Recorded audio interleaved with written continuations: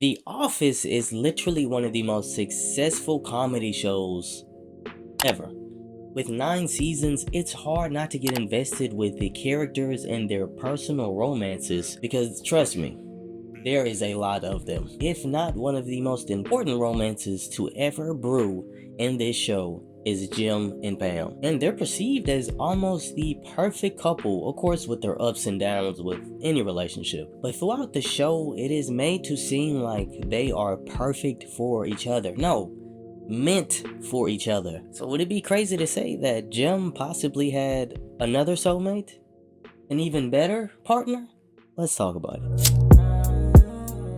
I want to take time to glaze how good The Office is. Now, of course, it is a comedy show that's actually funny, but there are so many other factors that make the show so interesting. The love affairs and romances brewing in The Office, the relatability of being in a workplace of a 9 to 5. We're talking about character development in a comedy show. A show with 9 seasons, and I still watch it almost every year from start to finish. Talk about rewatchability. The Office Dead might be the greatest background show all time. And there's a reason the show has lasted this long and has so many fans. I do have an Office hot take. Hear me out.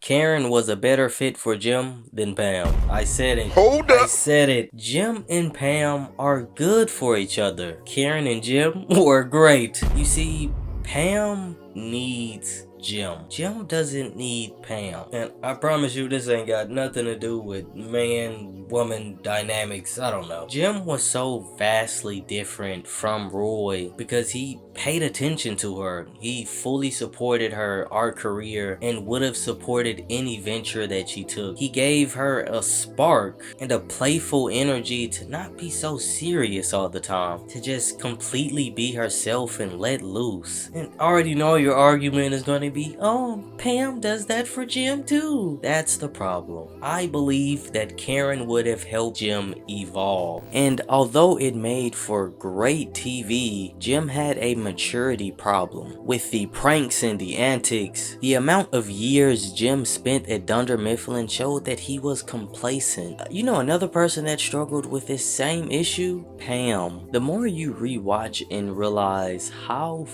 up the situation between Karen and Jim was, she sacrificed and moved to another city for the relationship, and sometimes she would show her fun side by indulging in these pranks with Jim, but overall she wanted him to mature. And deep down, Jim also wanted more for himself. We seen it when he tried to go for the Philly job. Listen, the build up between Jim and Pam was elite television, and I'm not knocking their connection because it is good. Hey, and I was even rooting for them. I just genuinely think that Jim should have chose Karen. Think about it. I think what's crazy about this is that there are other people who went through the same dilemma when it came to the love life with, should I go with this person or this person? With Michael and John, he had his toxic relationship and his love life was all over the place. Dwight, with Angela, the love triangle that he had to go through. Every other decision by these people seemed right because their other options to me were obviously worser choices. There's something different about Jim and Pam's relationship that honestly didn't feel like Jim